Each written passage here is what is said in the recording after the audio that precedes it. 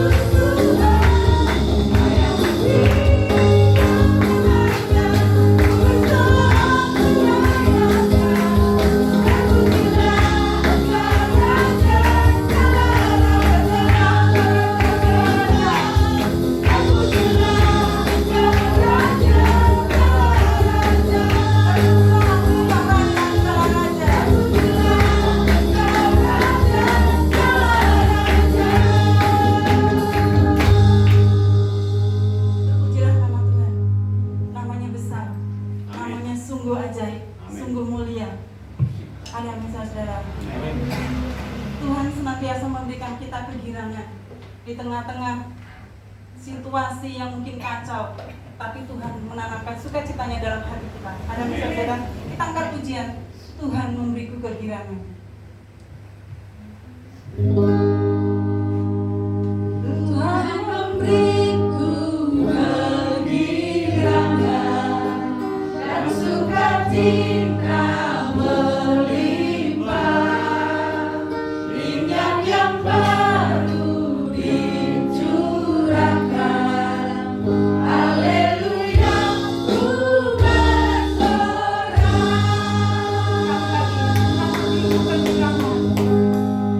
Tuhan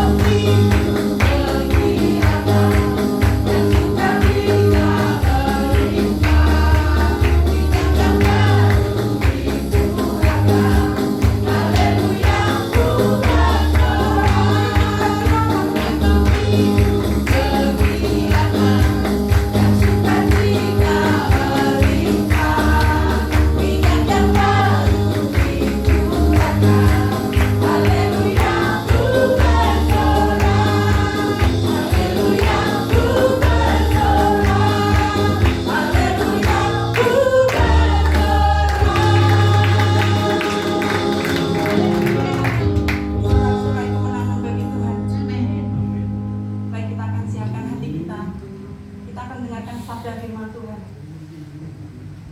Kita angkat satu pujian, pertolongannya.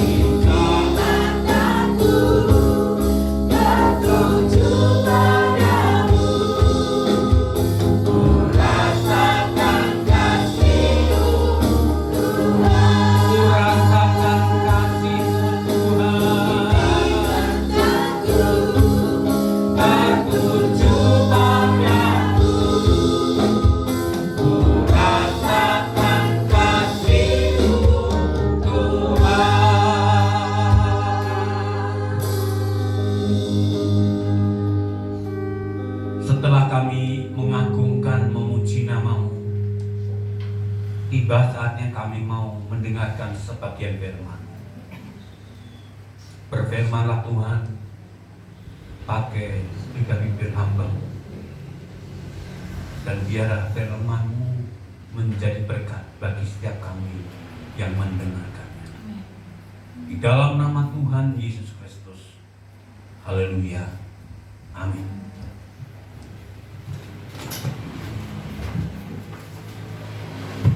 Salam. Salam. Salam. Salam. Dengan menjawab saudara salam berarti mengiyakan atau setuju atau justru membangun kehidupan kita, membangun saudara kita untuk semakin semangat. Bapak Ibu Saudara yang dikasih Tuhan, mari kita akan sama-sama melihat firman Allah. Di dalam hari ini kami berikan tema membangun kebiasaan. Membangun kebiasaan. Dalam setiap kehidupan kita memiliki yang namanya kebiasaan. Dan kebiasaan itu kalau dibangun akan sangat lebih baik. Sebagai contoh, saya bangun pagi jam 4. Saya sama istri saya jam 4 sudah bangun. Kebiasaan yang sudah kami alami dan kami kerjakan setelah kami bangun, kami berdoa dan kami membaca firman Allah. Kalau itu dibangun, dikerjakan terus-menerus, maka akan menghasilkan sesuatu yang lebih baik. Katakan amin. Demikian juga saudara, tentunya hal-hal yang positif.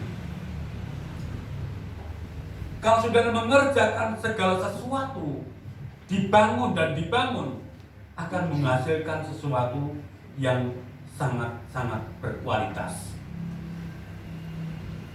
Tuhan tidak pernah meruntuhkan, tetapi Tuhan selalu membangun.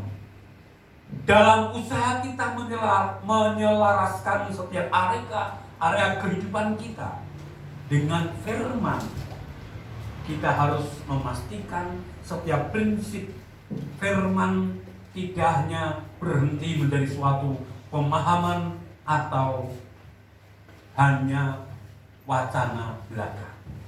Firman itu bukan hanya kita dengar dan menjadi wacana, tetapi ada tindak lanjutnya dalam setiap kehidupan kita. Hal ini harus sampai terbangun menjadi suatu kebiasaan atau menjadi gaya hidup yang baru yang terintegrasi menjadi satu dalam kegiatan rutin sehari-hari. Sekali lagi saya katakan, membangun kebiasaan yang positif, yang baik adalah sesuatu yang semakin baik. Dalam menjalani kehidupan sebagai orang percaya, seringkali tanpa disadari kita hanya menjadikan berbagai pernyataan roh atau prinsip firman yang kita terima hanya sebagai suatu wacana atau informasi belaka. Alkitab bukan sekedar wacana dan informasi. Khotbah adalah bukan sekedar informasi dan wacana belaka, tetapi ada sesuatu yang nanti kita akan dapatkan, membentuk kehidupan yang lebih baik, yang lebih baru lagi, dan membuat kita semakin segar dalam kita mengiring Tuhan. Kita hampir tidak pernah menindaklanjuti itu salah pernyataan roh dan penyikapan prinsip kebenaran firman Allah yang kita terima hingga betul-betul mengubah perspektif atau sudut pandang yang kita miliki dalam nilai segala sesuatu dalam kehidupan kita. Sanggup mengubah. Firman Allah itu sanggup mengubah dalam setiap kehidupan kita.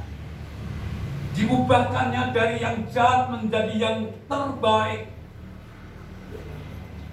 Seorang Rasul Paulus dari latar belakang murid Gamaliel yang sangat-sangat radikal, sangat-sangat bagus menurut agamanya Yahudi pada waktu itu.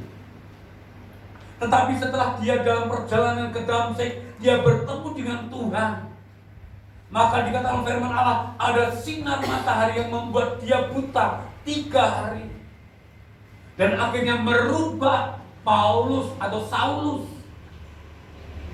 Saulus bahasa Yahudinya, Yunaninya, dan dirubah, bukan masalah rubah namanya, tetapi dirubah kehidupannya, dirubah cara pandangnya, bahkan dirubah yang tadinya menganiaya orang Kristen, menganiaya orang percaya, dirubah oleh Tuhan menjadi pemberita Injil, menjadi orang yang sangat memberkati orang lain, bukan lagi memusuhi orang percaya, tetapi justru merangkul, mendidik orang-orang percaya. Itu yang disebut ada perubahan, membangun perubahan, ada perubahan yang baru dalam kehidupannya. Seharusnya apapun pernyataan roh atau penyingkapan firman yang kita terima harus segera diinternalisasikan ke dalam kehidupan seharian kita hingga terbentuk menjadi suatu pola hidup atau kebiasaan yang sangat lebih bagus dalam kehidupan kita sehari-hari. Firman Allah sanggup merubah. Ada tergantung, kalau firman Allah itu sanggup, hanya orangnya, hanya kitanya mau atau tidak dirubah.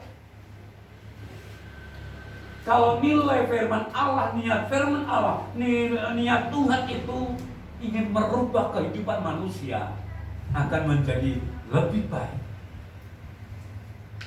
Ada pepatah, entah itu benar atau tidak, yang jelas saya belum pernah mengalami. Kalau seseorang masuk dalam penjara LP, di situ ditempatkan orang, ada dua pilihan, mau yang lebih baik atau lebih jahat. Kalau mau berubah lebih baik, ya di situ tempatnya. Keluar dari situ akan menjadi orang yang berguna dan lebih baik. Tetapi kalau ada orang yang masuk ke situ, justru di dalamnya semakin banyak belajar kepada teman-temannya, bisa semakin jahat, sehingga tidak bisa kita pungkiri keluar dari LP begitu lagi, bahkan lebih jahat lagi. Bahkan di dalam LP pun bisa menguasai atau masih bisnis narkoba. Itu sangat, bagi saya, bukan berubah, bertobat, tapi justru semakin parah. Tetapi firman Allah positif, ingin mengubah kita masuk dalam peleburan firman Allah, kita akan dirubah. Paulus berkata, menjadi orang-orang yang lebih baik, menjadi berkat bagi orang lain. Ada perubahan yang signifikan dalam Efesus pasal 4 ayat 28. Efesus pasal 4 ayat 28. Paulus menyuratkan kepada orang-orang Efesus yang dalam tanda petik di dalam jemaat yang mula-mula itu, jemaat Efesus kehilangan kasih yang mula-mula. Efesus pasal yang keempat ayat yang ke-28. Efesus pasal 4 ayat 28. Sudah ketemu? Amin. Kita baca bersama-sama dengan suara yang lebih keras lagi. 2, 3. Orang yang mencuri, janganlah ia mencuri lagi, tetapi baiklah ia bekerja keras dan melakukan pekerjaan yang baik dengan tangannya sendiri, supaya dia dapat membagikan sesuatu kepada orang lain yang kekurangan. Luar biasa. Supaya berhenti dengan pekerjaan yang lama, pencuri dalam ayat ini. Dalam tanda petik pencuri itu cukup luas pengertiannya. Berhenti mencuri. Dulu saya punya dan sekarang masih hidup orangnya, dulu memang pencuri.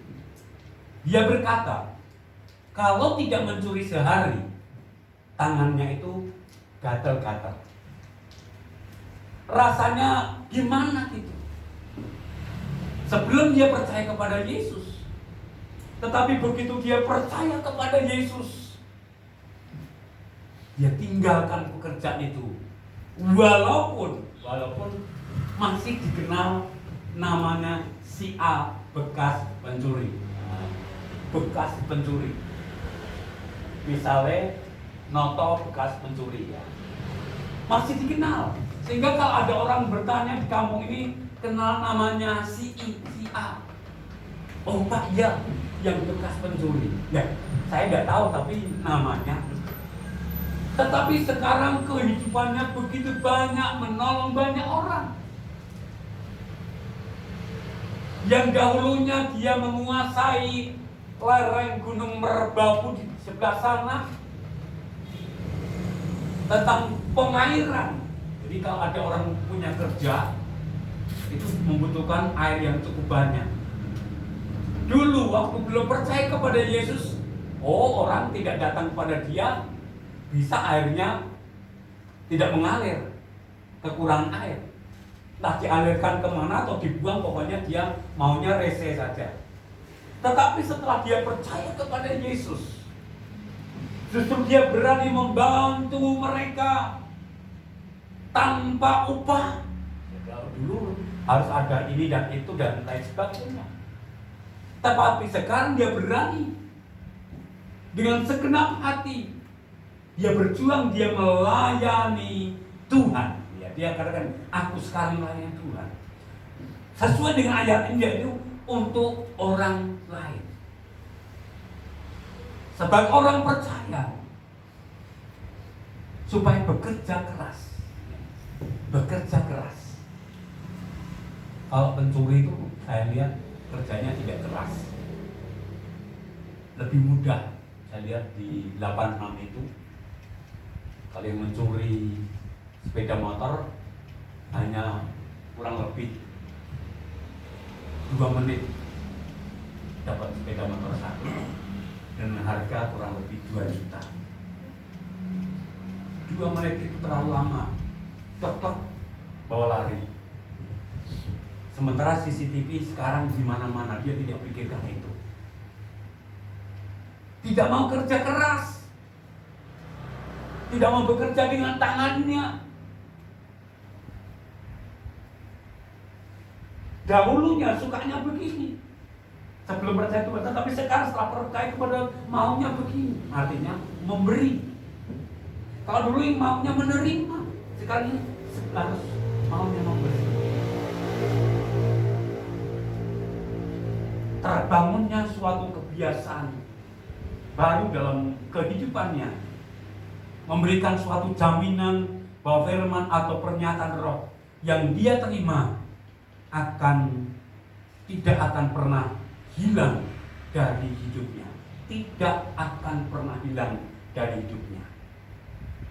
Jadi kalau saudara menerima firman, menerima khotbah hari ini, minimal sampai di rumah atau sekarang atau besok, firmannya kemarin seperti itu, kalau perlu dibuka kembali. Memang sekarang jarang yang membawa catatan notes itu, nggak ada ya istilahnya, nggak ada gitu aja. Di Alkitab, di HP ada tidak, saya tidak tahu. Kalau era 80-an itu nyatet khotbah Bapak Pendeta Tanuwijaya tahun 80 tentang ayat turjaman. Dicatat dari awal sampai akhir. Itu ya Bu Tati ya. Ada catatannya. Sampai di rumah diulang kembali. Ya memang sekarang sudah canggih, direkam sampai di rumah didengarkan lagi, itu juga bisa. Membuat semakin kita.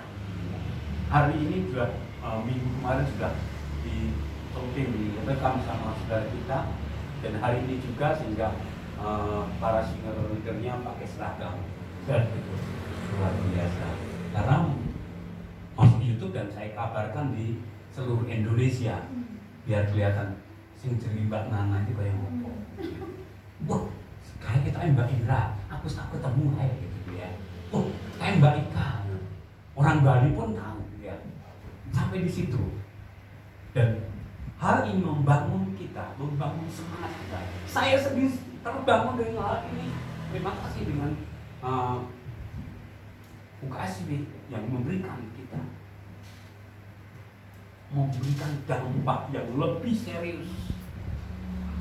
Karena apa? Karena Paulus berkata kepada jemaat di Korintus ini, kita ini adalah surat tulisan yang ditulis dalam buku yang tidak kelihatan, tetapi buku yang nyata. Dalam 2 Korintus pasal 3 ayat yang ketiga.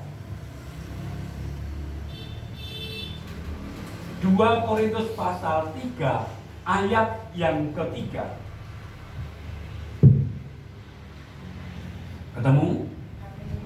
Kita baca bersama 2, 3. Karena telah ternyata bahwa kamu adalah surat Kristus yang ditulis oleh pelayanan kami, ditulis bukan dengan tinta, tetapi dengan roh dan yang hidup, bukan pada roh batu, melainkan pada roh batin, yaitu di dalam hati manusia. Katakan amin. Ditulis di dalam loh hati manusia. Tidak kelihatan kasat mata, tidak kelihatan oleh mata jasmani, tetapi justru mata rohani batinnya itu kelihatan dan nyata. Paulus katakan menjadi surat, bukan suratan, tetapi surat. Yang namanya surat itu ditulis biasanya dengan tangan, tetapi dalam ayat ini dikatakan ditulis bukan dengan tinta, tetapi dengan roh dari Allah yang hidup. Roh Allah yang hidup itu menulis dalam hati kita yang tidak kelihatan. Apa hasilnya? Sehingga bisa dilihat, bisa dirasakan oleh banyak orang walaupun tidak kelihatan. Oh, si A itu sekarang baik sekali. Si A itu sekarang dirubahkan oleh Tuhan setelah dia aktif di gereja, setelah dia aktif dalam pelayanan, sekarang hidupnya banyak memberkati orang lain. Itu yang dimaksudkan dalam ayat ini. Dengan pelayanan Paulus yang positif ini, walaupun awalnya banyak yang takut dengan Paulus karena dia seorang pembunuh, seorang penganiaya, tetapi dengan perjalanan dia memberitakan Injil, menyampaikan firman Allah di beberapa tempat di Asia Kecil khususnya, dia banyak menjadi berkat, memberkati. Bahkan dalam firman Allah dikatakan dia memiliki usaha tenda, atau kalau sekarang istilahnya teratak yang banyak. Dia cukup berhasil sehingga hasil dari sewa menyewa itu dipakai untuk melayani Tuhan. Sehingga dalam firman Allah dikatakan Paulus tidak minta-minta dari siapa-siapa. Tidak bingung mengedarkan proposal untuk pelayanan. Dia cukup apa yang dia kerjakan dengan tangannya, dia dengan hasil usahanya, dia melayani. Bahkan banyak orang-orang yang diberkati lewat pelayanan dia. Kalau kita memiliki segala sesuatu, sesungguhnya pernah saya sampaikan, bukan milik kita, tetapi itu titipan Tuhan yang bisa kita delegasikan dengan orang lain, bisa menikmati apa yang kita terima. Paulus menanamkan jemaat di Korintus supaya jemaat di Korintus ini menjadi berkat, menjadi surat yang ditulis oleh tinta Allah dan memberkati banyak orang. Bahkan juga firman Allah mengatakan Saudara dan saya ini digambarkan sebagai pokok atau tanaman. Bukan ditanam di teras yang sekarang lagi ngetren. Apa namanya? Janda bolong. Ya, lagi ngetren di mana-mana. Saya cari-cari mana sih yang namanya janda bolong. Saya kemarin ketemu dengan seseorang berkata, nah janda yang bolong ke Pak. Pak, enggak. Ini nama, ya. Dan saya enggak punya memang. Kalau istilahnya yang lainnya saya punya Kamboja cukup bagus. Enggak terkenal. Sekarang lagi terkenal janda bolong. Paulus tidak mengajarkan tentang hal itu, tetapi pohon yang berguna. Di dalam Yesaya 61 ayat 3 dan 4. Yesaya 61 ayat 3 dan 4.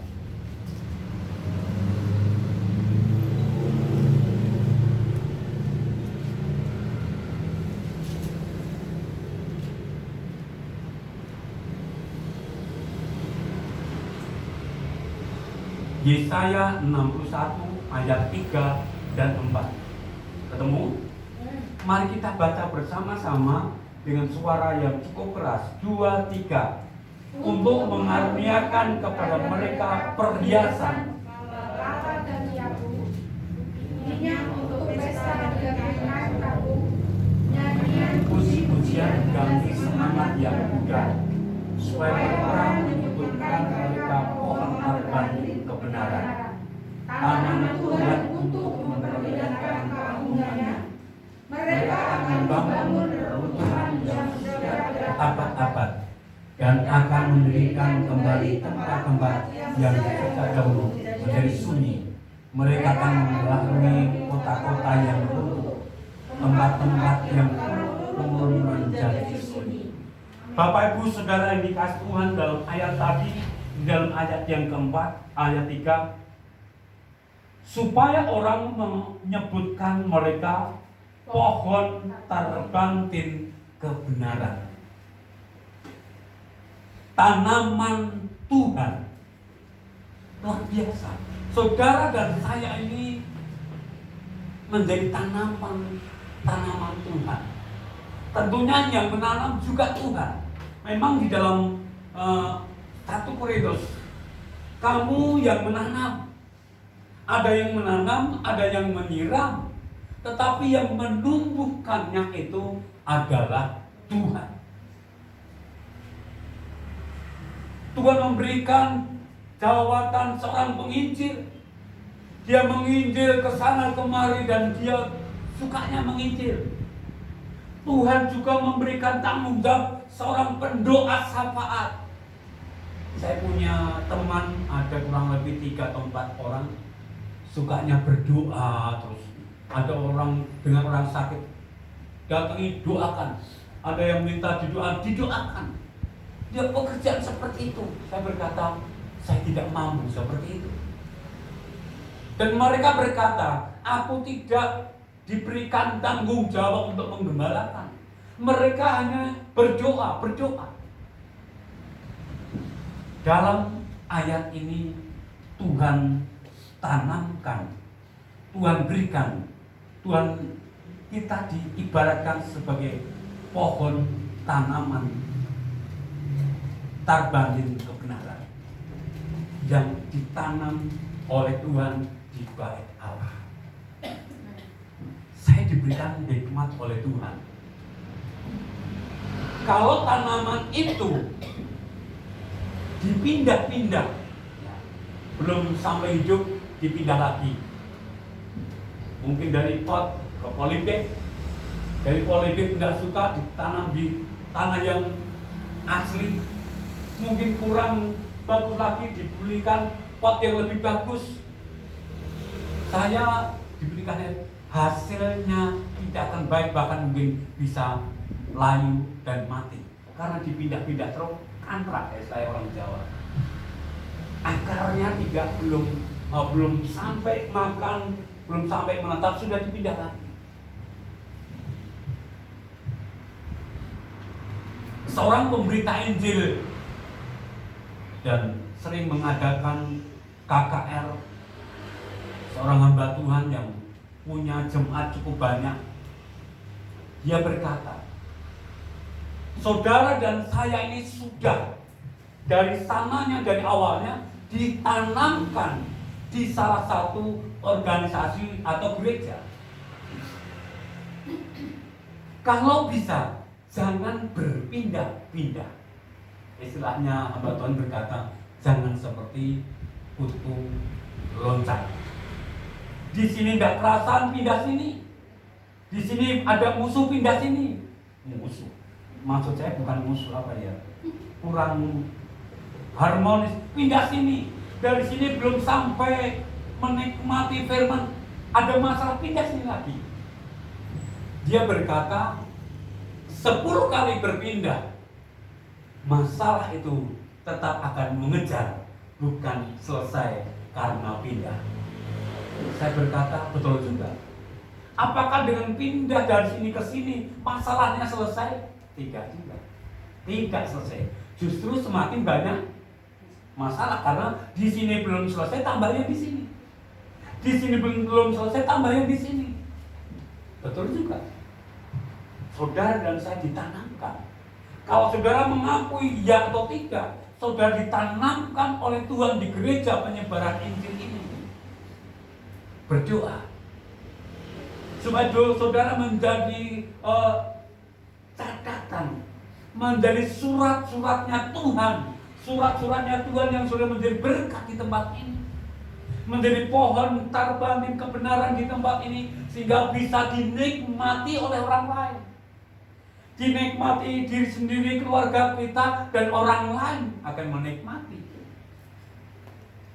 Istilah dalam Yohanes pasal 15, Yesus pokok dan kita carangnya. Kapan akan berbuah kalau carangnya itu dipangkas terus, dipotong terus? Biar cepat berbuah, ditancap ke, tidak akan berbuah. Harus tetap di dalam pokok yang benar. Yang benar hanya Yesus. Yang benar hanya firman Allah. Manusia, penginjil, hamba Tuhan, pendeta, tidak ada yang sempurna. Kalau saudara mencari yang sempurna, bukan di dunia ini tempatnya. Tapi kalau saudara mau menjadi berkat, saudara mau menjadi terang, saudara mau memberkati orang lain, dimanapun saja saudara bisa. Tidak harus di gereja. Belum lama ada teman saya tersinggung. Saya kasih WA-nya sama. Tempat saudara dan yang lain sama. Dijawab, Tuhan itu tidak hanya di gereja saja. Di mana-mana ada Tuhan. Saya berkata, saya tidak balas ulang. Betul juga. Memang Tuhan itu tidak hanya di gereja. Karena kalau hanya di gereja, saudara pulang dari gereja sudah tidak punya Tuhan.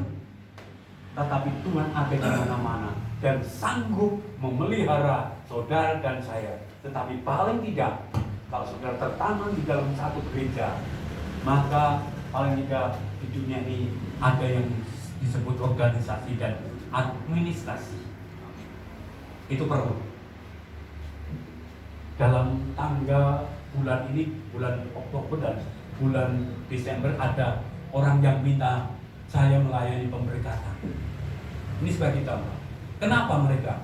Bukan dari gereja ini, dari gereja lain. Kenapa? Di gerejanya ditolak. Karena kecilnya memang di gereja A sampai remaja.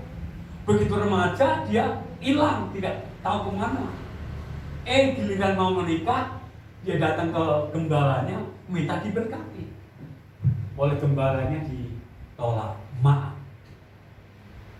selama ini kalian kemana? Kalian kemana? Kok ujuk-ujuk mau tunduk minta pelayanan pemberkatan? Disarankan itu ketua rayon, saya ketua rayon, silakan ketua rayon, dan ketua rayon harus mengatasi hal itu. Kalau saudara misalnya punya anak, sampai ditolak seperti itu malu? Enggak. Ada yang tidak, karena memang dia seperti itu. Tetapi administrasi itu harus jelas memang. Yang satunya kasihnya sama. Oh, waktu remaja sampai kamu muda, dia diaktif di situ, di gereja itu. Tetapi begitu sudah bekerja, ada hasil, dia hilang, nggak tahu kemana. Sampai puluhan tahun, tidak ada kabar beritanya. Dan tiba-tiba dia akan menikah, dia datang ke gembala yang sama. Bapak Ibu, saya dulu di gereja sini. Dulu. Dalam bulan Desember saya mau menikah dengan si A. Bisakah memberkati kami di gereja ini? Gembalanya berkata, di gereja ini hanya orang-orang yang benar-benar administrasinya jelas dan ibadahnya juga jelas. Mohon maaf, silakan hubungi Pak Pendeta A. Hubungilah saya. Dia berkata, Pak Pilatus tolong ya ini, saya terus terang tidak bisa. Oke, tidak bisa. Kasus seperti itu memang banyak. Ada juga yang kalau menikah kan seneng-seneng ya, ujuk-ujuk mati, meninggal dunia. Datang ke pendetanya, Pak Pilatus tolong dilayani kematian ini. Pendetanya merasa dulu organisasinya merasa selama ini sudah lama banget dia tidak ibadah di tempat saya, sehingga saya tidak mau melayani walaupun kematian.